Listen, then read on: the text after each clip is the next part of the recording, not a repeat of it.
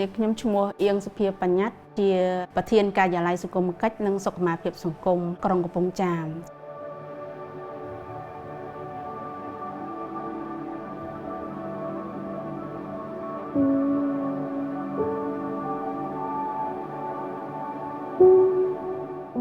កំឡុងពេលដែលយើងចុះទៅធ្វើការនៅសហគមន៍នោះគឺភាគច្រើនយើងមើលឃើញរូបភាពដែលស្ត្រីរងគ្រោះដោយអំពើហិង្សាស្ត្រីត្រូវបានគេរំលោភបំពាននៅក្នុងតំបន់មូលដ្ឋានដែលយើងធ្វើការហ្នឹងគាត់ទទួលបាននៅផលប្រយោជន៍ត្រឡប់មកវិញហាក់ដូចជាស្ទើរមិនបានអញ្ចឹងយើងក៏មានការតាំងចិត្តថាធ្វើម៉េចដើម្បីឲ្យខ្លួនឯងហ្នឹងបានជួយដល់ស្ត្រីនៅក្នុងសហគមន៍មិនចំពោះតែតំបន់យើងទេគឺតំបន់ផ្សេងទៀត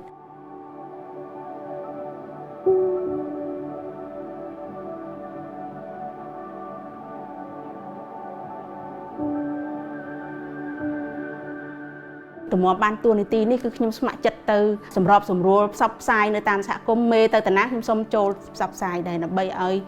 ប្រជាពលរដ្ឋលោកបានជ្រាបអំពីខ្លឹមសារច្បាប់ទប់ស្កាត់នៃការជួញដូរមនុស្សហើយនិងទប់ស្កាត់អំពើហិង្សាក្នុងគ្រួសារកិច្ចការពារជួយកុមារដែរដំណើរច្បាប់បានកំណត់នៅក្នុង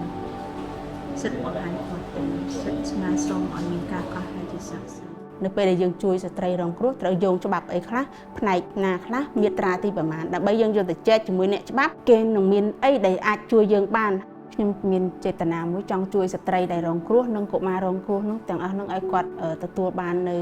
កិច្ចការពារផ្លូវច្បាប់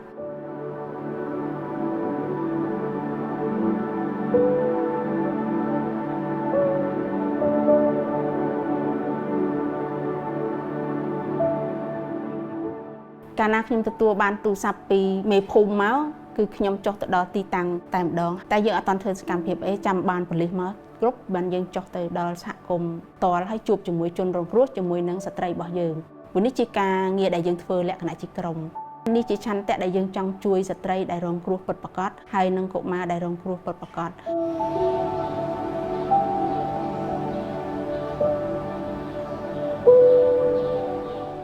នៅពេលដែលមកជួបគ្នា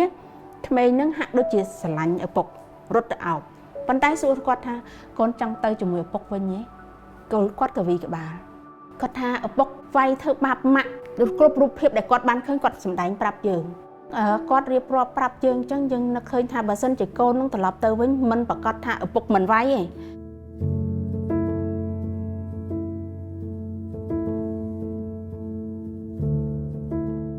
សម្រាប់ខ្ញុំជួបច្រើនករណីនៅក្នុងតំបន់ក្រុងកំពង់ចាមរបស់ខ្ញុំអញ្ចឹងខ្ញុំគិតថាបើខ្ញុំមិនជួយគាត់ប្រកាសជាមានភាពឯកា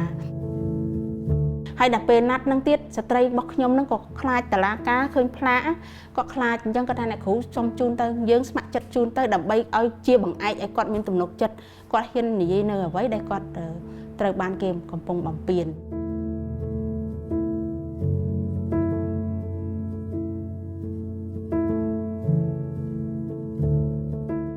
នៅក្នុងអង្គប្រជុំការសម្រេចចិត្តនានាគឺមាននេះជាចំណុចសំខាន់បើសិនជាយើងអត់មានស្ត្រីចូលរួមគឺมันមានការឯកភាពគ្នាមួយពេញលេញល្អប្រសើរទេនេះគេហៅវិស័យ gender ត្រូវមានទាំងសងខាង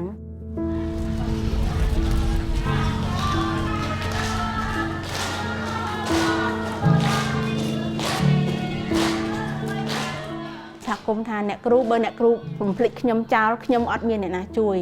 អញ្ចឹងវាជាភាសាមួយដែលយើងយកមកគិតថាបើសិនជាយើងបោះបង់គាត់កាន់តែឯកាយើងក៏កាន់តែមានពិបដិសរីនិយាយដោយស្មោះគឺម៉ោង 2 ដល់ 10 យប់ក៏មានម៉ោង 1 ភ្លឺក៏មានដែរតែប៉ូលីសទេមកគឺខ្ញុំចុះហើយខ្ញុំអត់ដែរនៅផ្ទះទេព្រោះយើងទៅតាន់ពេលវេលាអញ្ចឹងយ៉ាងហោចណាស់ក៏ជន់ល្មើសក៏គាត់ខ្លាចរអារហូតដល់ស្វាមីថាទៅទៀតណាទៅហើយទៅជួយបងប្អូនខ្ញុំ